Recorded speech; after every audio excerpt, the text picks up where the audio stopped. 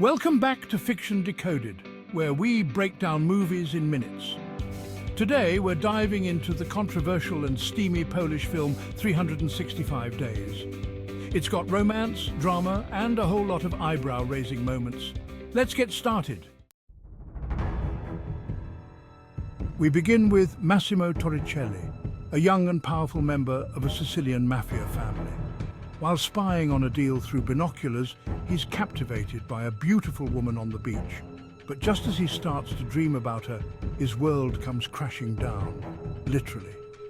His father is assassinated right in front of him. Fast forward 5 years, and Massimo is now the head of the family, ruthless, rich, and still obsessed with the mystery woman. Massimo's got everything: money, power, and influence.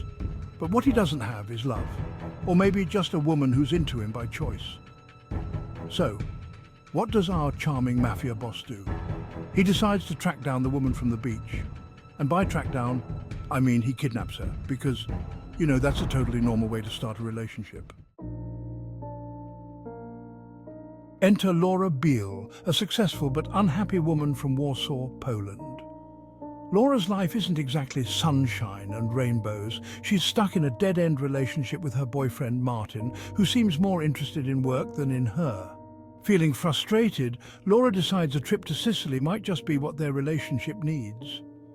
Little does she know she's about to become a pawn in a much bigger game. Their vacation goes south quickly. On her birthday, after a fight with Martin, Laura goes for a walk to clear her head. But before she knows it, she's abducted by, you guessed it, Massimo. Laura wakes up in a luxurious palace, confused and terrified. Massimo explains that he's the man she's been dreaming about. Wait, no, sorry, that's not it. He's the man who's been dreaming about her for years.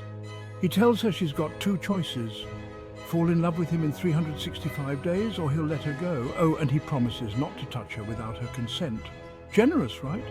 Laura is understandably furious, but Massimo isn't your average kidnapper. He's rich, handsome, and throws extravagant gifts her way. He takes her on lavish shopping sprees, private jet rides, and yachting adventures. And Laura, well, she starts to soften. Maybe Stockholm Syndrome is setting in, or maybe the script just decided it was time for her to give in.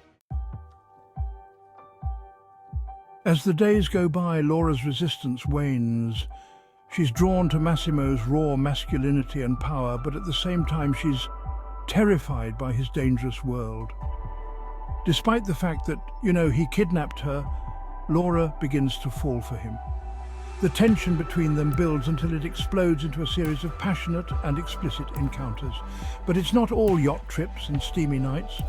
Massimo's life is constantly under threat from rival mafia families, and Laura soon finds herself in the crossfire. Her life with Massimo is luxurious but far from safe. As Laura and Massimo's relationship intensifies, they face an uncertain future. Laura, who's now in love with her captor, agrees to marry him. But just as they start planning their future together, danger rears its ugly head. In the final scenes, Laura's car enters a tunnel, but only Massimo's men come out the other side looking shaken. The implication? Laura might not have made it. And that's where the movie leaves us, on a cliffhanger that's either intriguing or infuriating, depending on how invested you are. Will Laura survive? Will she and Massimo ever get their happy ending? Well, if you want to find out, you'll have to check out the sequel. So, what do you think? Was this a tale of twisted love, or just plain twisted? Let us know in the comments below. And don't forget to hit that like button and subscribe for more movie breakdowns like this one. Thanks for watching Fiction Decoded, where we recap movies so you don't have to.